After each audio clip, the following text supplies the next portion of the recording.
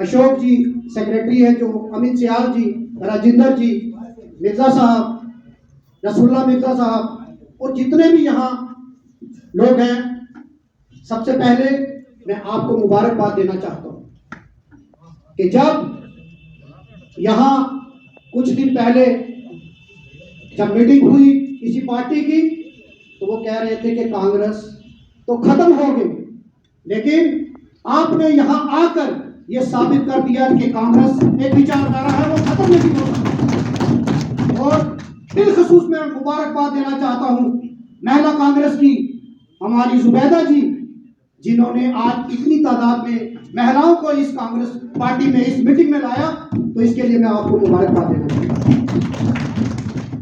हमारी ये आज कांग्रेस पार्टी की करीब यहाँ बैठी है, वर्कर मीटिंग है। आपको पता है कि 2024 में चुनाव है। मैं आपको बताना चाहता हूं कि ये चुनाव कोई आम चुनाव नहीं है।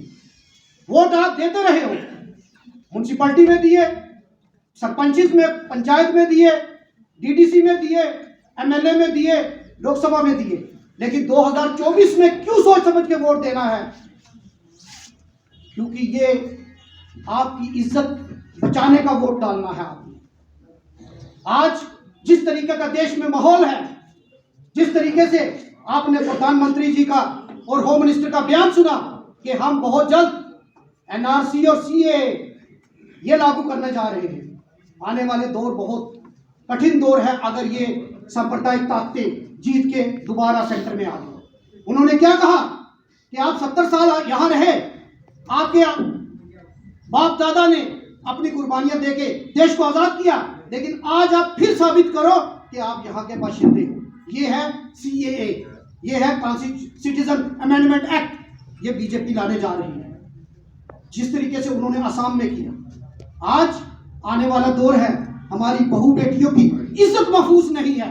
आपने देखा गुजरात के अंदर बल्किस बानो जिसके साथ बलात्कार हुआ, उसके आरोपियों को बीजेपी गवर्नमेंट ने उनको गवर्नमेंट को लिखा, कोर्ट को लिखा और उनको रिहा कर दिया, और जब वो वापस आए उनको हार पहनाया गया। ये वो सरकार है जो बलात्कारियों के साथ खड़ी है। इसलिए हमें ये चीज सोचनी है। आने वाले दिनों में आप एक सूबे का मुख्यमंत्री किस तरह की बातें करता है, इसके बारे में भी आपको सुनना है, सोचना है। ये बातें आपने लोगों को जाकर बतानी है कि आने वाले दौर में हमारी आजादी, हमारे हकूक खतरे में है। आप किसी बहकावे में मत आइए। किसी मेरे साथी ने बहुत अच्छी बात कही कि आपने ऊपर मलाई डाली और बीच में गंद डाल दिया। आप ये दिखा रहे हैं सबका साथ सबका विकास। अगर सबका साथ सबका विकास है तो आप स्टेट्स में आपके ये लोग जो है वो मुस्लिम्स को टिकट क्यों नहीं देते? आप दलित को अपने साथ क्यों नहीं बिठाते? आप ओबीसी को अपने साथ क्यों नहीं बिठाते? ये सिर्फ एक वर्ग की बात करते हैं, वो भी सिर्फ एक वर्ग की। इसलिए मेरे जितने भी साथी हैं यहाँ, सीनियर साथी आप लोग आए हैं, आप यहाँ कांग्रेस पार्टी की रीढ़ की हड्डी हैं। हमारा यहाँ चुनाव बस अप्रैल में हो जाएगा। जिस तरीके से इंडिया अलायंस पूरे देश में चल रहा है, राहुल जी भारत जोड़ो न्याय यात्रा पूरे देश में निकाल रहे हैं, और मणिपुर से वो स्टार्ट किया गया क्योंकि मणिपुर के अंदर कतलेआम हुआ, लेकिन इस सरकार ने मणिपुर का मां नहीं बोला कि भाई वहां भी लोगों से अपील नहीं की कि ये हिंसा बंद कर दी जाए।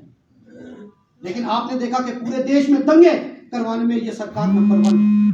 इसलिए हमें एकजुट होकर जिस तरीके हराया है और आगे भी आने वाले दौर में हराएंगे।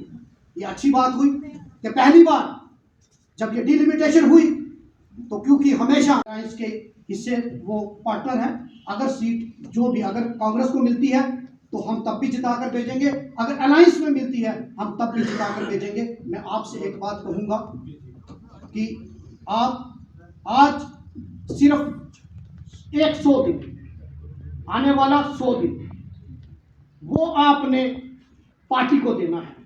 आप अपने गांव में चले जाओ, अपने मोहल्ले में चले जाओ, अपने रिश्तेदारों में चले जाओ, सिर्फ इनकी हमें कांग्रेस ने क्या किया ये सबको पता है। सिर्फ ये बताओ कि जो इन्होंने वादे किए थे कि 15 लाख मिला किसी को, इन्होंने कहा 2 करोड़ नौकरियां मिली गई, ये अंबानी और अडानी की सरकार है, ये गरीब आदमी की हमारा पेट भरता है।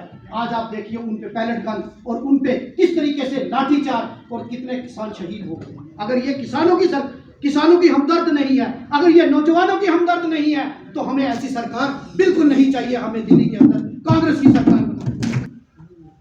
यहाँ हमारे रविंद्र शर्मा जी जो मैनिफेस्टो कमेटी के कन्वीनर भी हैं, मैं उस कमेटी का मेंबर भी हूँ। शर्मा साहब और जितनी भी मेरी लीडरशिप है, मैं इनसे कहूँगा कि जम्मू कश्मीर जो है वो एक गुलदस्ता है। इसके हर रीजन का अलग अलग मसाइल हैं, क्योंकि रजौरी पूंछ के मिसाइल अलग हैं, मसले जो है उनकी प्रॉब्लम्स अलग हैं, जम्मू के अलग हैं, कठुआ के अलग हैं। तो क्यों ना जो मैनिफेस्टो बनाया जाए वो रीजनल एस्पिरेशंस को भी ध्यान में रखकर कॉन्स्टिट्यूंसी वाइज या लोकसभा वाइज लोकल मैनिफेस्टो भी हमारा होना चाहिए। एक तो हो गया हमारा नेशनल मैनिफेस्टो, एक हो गया हमारा स्टेट का मैनिफेस्टो, एक हमारा मैनिफेस्टो होना चाहिए जो हमारे रीजनल मैनिफेस्टो, हमारी लोकल जो हमारी प्रॉब्लम्स हैं उनको भी बीच में लाया जाए। इसके साथ ही आप काफ़ी देर से यहाँ बैठे हैं, मैं आपका दिल से शुक्रिया अदा करता हूँ और अपनी जो लीडरशिप का तहे दिल से वेलकम भी करता हूँ।